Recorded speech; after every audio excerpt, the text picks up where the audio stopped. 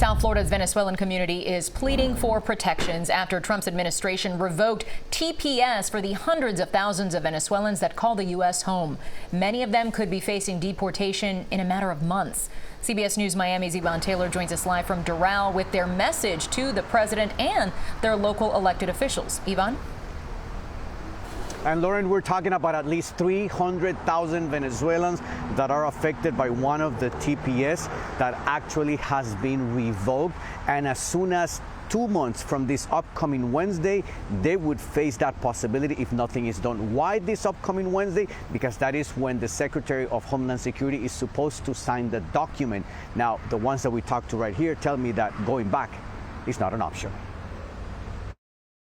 Fue como una bofetada. Told me Henry Carmona. He is one of the 300,000 Venezuelans under the TPS issued in 2023 and now revoked by the Trump administration. No entiendo por qué lo... I don't understand how can the U.S. government say conditions have changed in Venezuela. They are worse.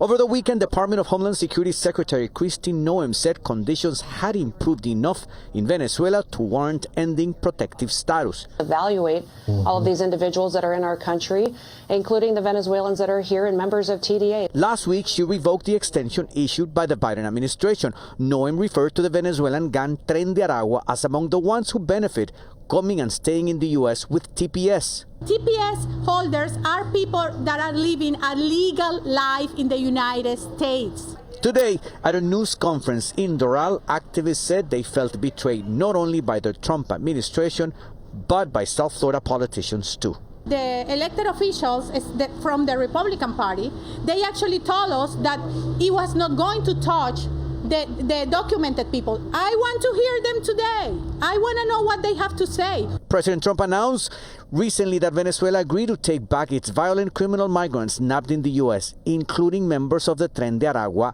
gang. The announcement came right after an agreement between the U.S. envoy Richard Grenell and Venezuela dictator Nicolás Maduro. Although the Trump administration insisted that the visit does not signal U.S. recognition of Maduro's iron-fisted rule, Venezuelans in Doral feel they will pay the price. We are not here because we came as tourists. We are here because we got kicked out from our country because for over 20 years there is a cruel dictatorship in Venezuela. So coming up at 6 p.m., the effect of all this in our area, because Doral is the city with the most Venezuelans in South Florida. If indeed we see deportations, what would that mean for this city?